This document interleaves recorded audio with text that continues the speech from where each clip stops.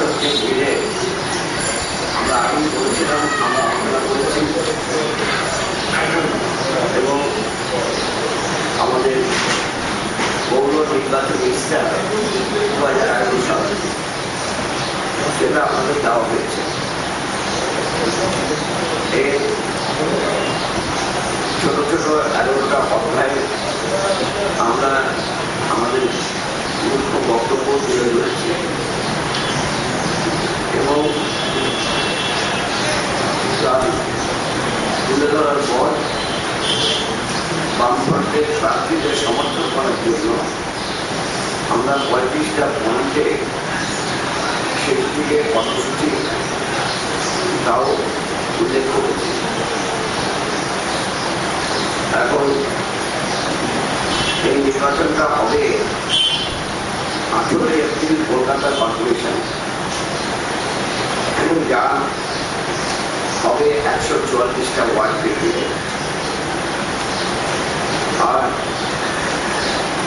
25 April Siliguri Chandernagore corporation সহ অন্যান্য পৌরসভায় সেখানে 1946টি ওয়ার্ডে নির্বাচন হবে, অর্থাৎ সর্বমোট 2020টা ওয়ার্ডের এই নির্বাচন। এখন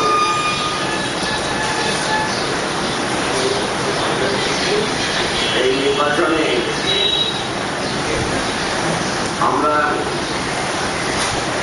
হাইলাইট করতে চেয়েছি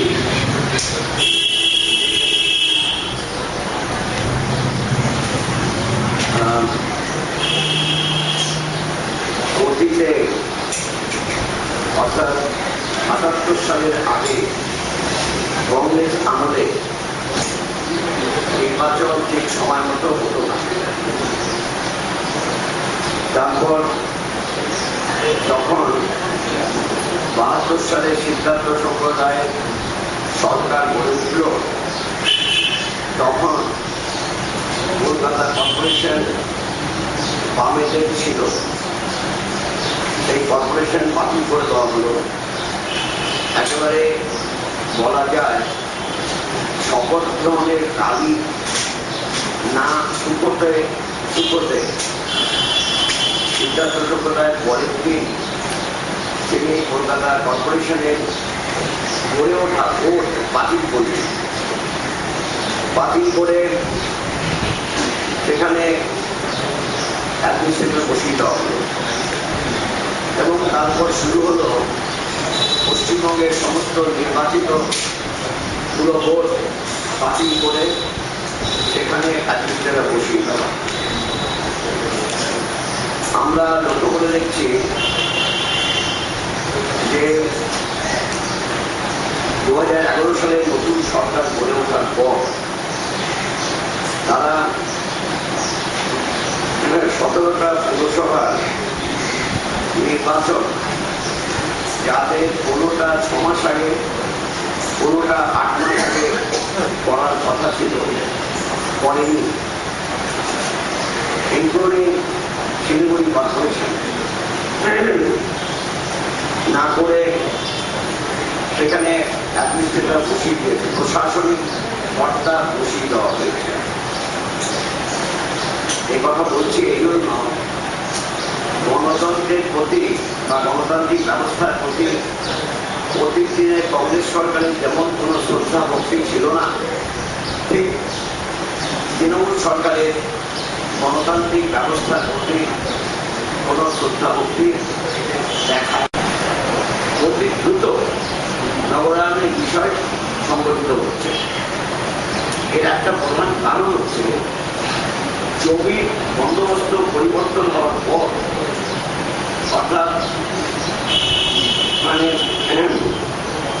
যে সরকারি খাস জমি, বেনাম জমি উদ্ধার করে তা ভূমি চাষির মধ্যে বিনিবন্টন করার পর নাগরিক গ্রামের অর্থনীতি উন্নয়ন ঘটায়। লক্ষ্য করা গেছে অনেক নতুন নতুন গঞ্জ গড়ে উঠেছে। আমি কথা বলতে পারি, এখানে আপনারা যারা আছেন তাদের মধ্যে যারা নাকি অতীতটা জানেন যে এত বন্ধ এলাকা হয়েছে, যে বন্ধ এলাকাগুলো অনেকগুলো নোটিফাই হয়েছে, অনেক ক্ষেত্রে নতুন পুরসভা গড়ে উঠেছে। আজকে যে হরিঘাটা পুরসভা, এতো হরিঘাটা পুরসভা, বয়সপুর পুরসভা, বয়সপুর তো ছিল বয়সপুর কাটাগঞ্জ। আমার নিজের অভিজ্ঞতা আছে, ছাত্র আন্দোলনের সময় ম্যাচ বক্সের মতো বাসে করে কাটাগঞ্জ যেতে হয়েছে। বয়সপুর যেতে রাস্তাঘাট ছিল না। এখন বয়সপুর পুরসভা এলাকায় 4টি এলাকা আছে। 4টি এলাকা মানে হচ্ছে 4টে রাস্তা বেরিয়ে গেছে, বাম্পার ডাবলই হয়েছে। পিচের রাস্তা মাঝখানে সেখানে বাকি আছে, ধরো কি বলে কিসের আলো, হ্যালোজেনের আলো, সেই আলো রয়েছে। এই বয়সপুরকে অতীত থেকে যারা নাকি অন্তত 20-25 বছর আগে বয়সপুর গিয়েছিল তারা চিনতে পারবে না। আমি একটা উদাহরণ উল্লেখ করলাম। এরকম অনেক নতুন পুরো এলাকা গড়ে উঠেছে। গ্রামীণ অর্থনৈতিক উন্নয়নের ধারা তাকে অনুসরণ করেই গঞ্জে এবং দেশে মানুষ বাস করতে করতে সেখানে পুরো এলাকা নির্বাচনী ইশতেহার আর কারা প্রকাশ করেছে, দেখো আর কারা প্রকাশ করেছে,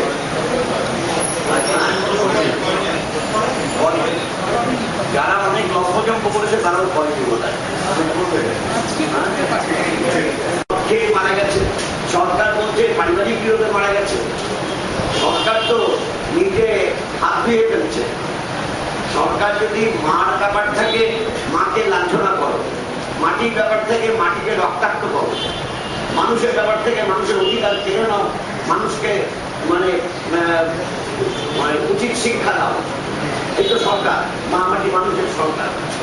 না, কৃষিমন্ত্রী বলেছেন যে সরকারি ইয়েতে আলু চাষি যারা মানে আত্মহত্যা যেগুলো হয়েছে সেগুলো ওনার মতে সরকারি যে তথ্য, সে তথ্য অনুযায়ী দেনার দায়ে কেউ আত্মহত্যা করেনি। এদের প্রত্যেকেরই পারিবারিক সমস্যা ছিল, মানসিক সমস্যা ছিল, সেই জন্য আত্মহত্যা করেছে। পারিবারিক সমস্যা, মানসিক সমস্যা না।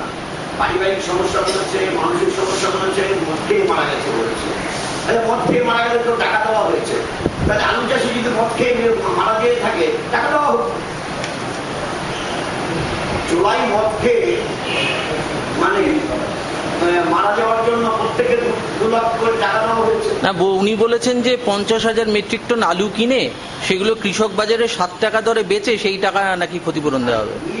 বলেছে কবে করবে, গোপে তা দিচ্ছে, গাছে কাঁঠাল রয়েছে গোপে তা দিচ্ছে। আপনাদের দাবি কি? সরকারের কাছে দাবি তো করেছি।